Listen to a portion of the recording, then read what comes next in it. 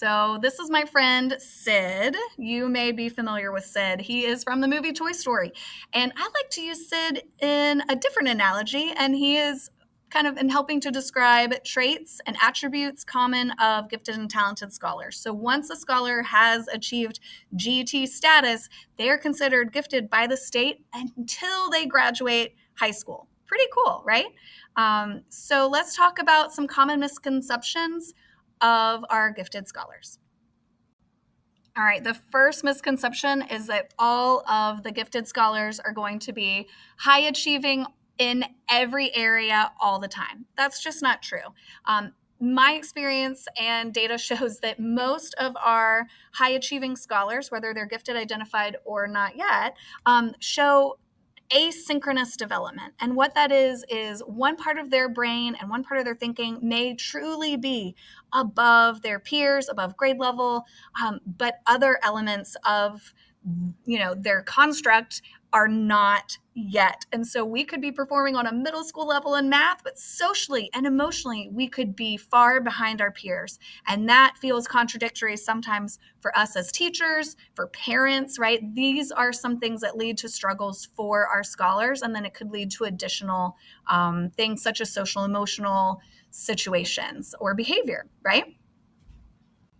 We can support asynchronous development among our high-achieving scholars, gifted or not, by focusing on their strengths, giving them opportunities to expand and grow within their strength areas, but also setting realistic expectations, being very clear about those expectations, whether it be procedures, behavior, or expectations in terms of areas academically that they may need support. We need to support them there.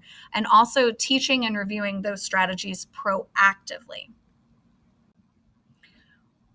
In the gifted space, we often call scholars who might have a learning disability, autism, ADHD, etc., as being twice exceptional. I would also say that one could be thrice plus exceptional if you also consider additional socioeconomic challenges that our scholars might have going on, in addition to maybe their achievement in one academic area or a learning disability in another. So take this to mind. I've got some strategies and ideas for you. So without reading you the slide, there are many strategies to support your twice exceptional scholars. I would argue that these are strategies that support all scholars, regardless of their identification status, labels, or specified, areas of need. All scholars do well with these supports. So please reach out when you have questions or want support from me in supporting a twice exceptional learner. Now you're probably wondering, but Miss Ray, I do wonder if you could support me with scholars like Sid right now. And for you, I actually have some resources available right now. Resources you can use today. First off, I have a Google site link right here. If you click on that picture of me, and that has all of these additional sites. Next, we've got the resource rack. That is a go through the different racks or topics, see what you might like, need, want, take what you need, leave the rest. But it's just kind of a brain dump of mine. And then finally, my calendar, if you are wondering where I am. If you've got questions for me, I would love to try to either answer or support you in whatever means possible. So please reach out.